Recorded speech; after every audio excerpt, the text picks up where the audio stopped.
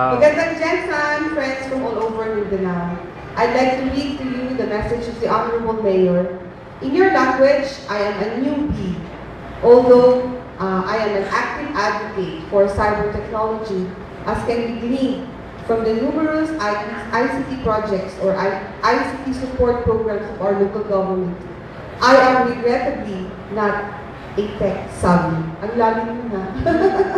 I know all of you are very familiar with that, with the technology that we all have, and with the blogs, and with all the numerous pages from the cyber page that we have. Alam ko lahat kayo are so excited, and we warmly welcome you to the city of the Tuna, the city of the Generals, General Santos City. Much effort was made in order for me to deliver this message this morning. First, of course, I have to educate myself in order not to be off course. The more I learn, the more I admire this new medium called the web blog.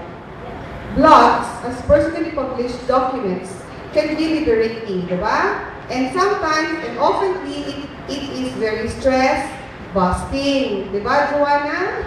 And who are the moms here? May mga mommy na ba tayo? O, see?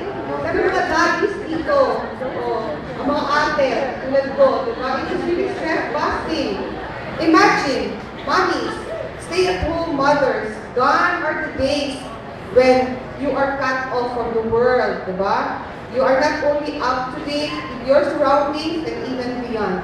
You can already share your joys, your moods of motherhood, and exchange parenting tips with other parents. Correct? Correct, diba? Imagining the flourish of our poets, our writers, no? God are also the days that you have to wait for months. Joanna, remember, waiting for months and years for a publishing house to notice your work. Ngayon, madali na lang yun. You can do that at the comforts of your homes. Imagine emerging businesses, market placements, and business matching. It was at the mercy of our resource entities. Now, marami ng business outsourcing with the help of our friends from the computer world. Where's Maya here? Maya, where's Ma'am Maya? Yeah. Their group, the ISA 12, has been very active in business outsourcing at napakalaki ng tulong sa economy, hindi lang ng Gensan, kundi sa economy ng buong Pilipinas as well. Now, we can make ourselves known all over the internet. Diba? It's very easy. Make some personal correspondence with visitors and clients. Some instances, under the cloak of anonymity, you and me, tayo lahat, we can project our frustrations, we can express our opinions about our work, about politics, about religion, and indeed, on a deeply personal level, it is very empowering. Diba, mga fellow bloggers? However, the question before me is, how can this medium, this new source of power, be used for Mindanao, our land of promise? Let us consider the benefits of blog, letter B, letter L, letter O, letter G, no? And discover how Mindanao can be transformed. First, the letter B.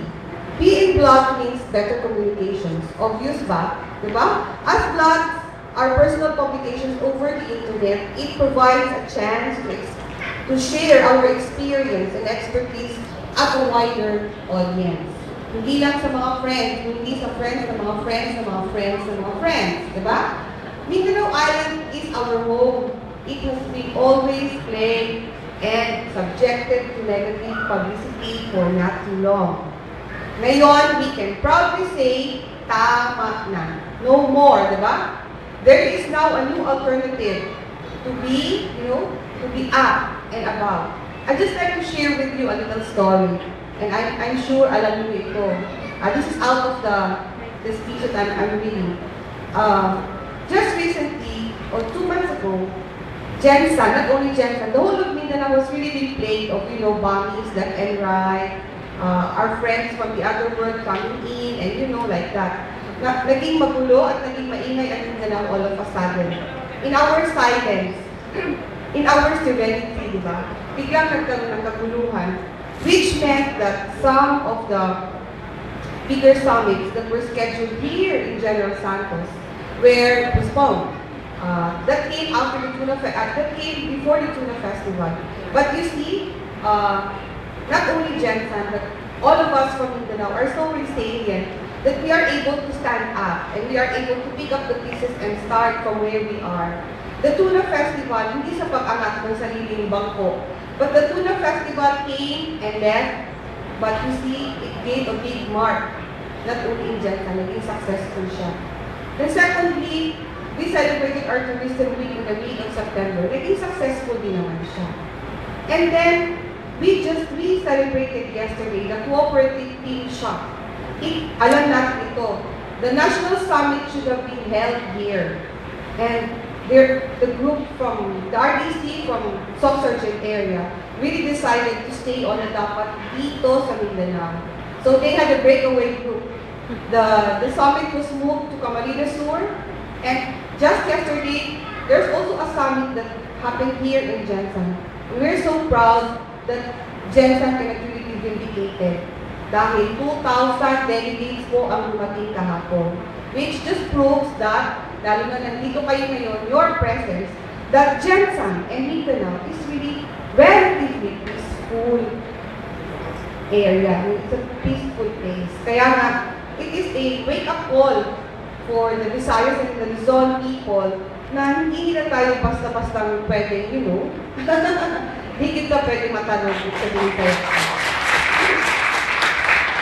So, we are the alternative, you, my dear friends, the bloggers, the power to correct or verify news about peace and order situations, business climate, or political issues. Blogging provides us with the avenue to educate the rest of the country and the world for the beauty of our people, the richness of our history and culture, the serenity of our lands, the seascapes, the modernity of our infrastructures, the vibrancy of our economy. Decades ago, Mindanao was the land of promise, but today, you, my fellow bloggers, will make it the land of fulfillment. Letter L in blog means lower cost. Blogging is a cost-effective alternative to traditional broadcasting and media printing, diba? It is an inexpensive method to amplify personal voice, views, or to get business going over the internet. This L is an accessory to our earlier letter B. O is for opportunities.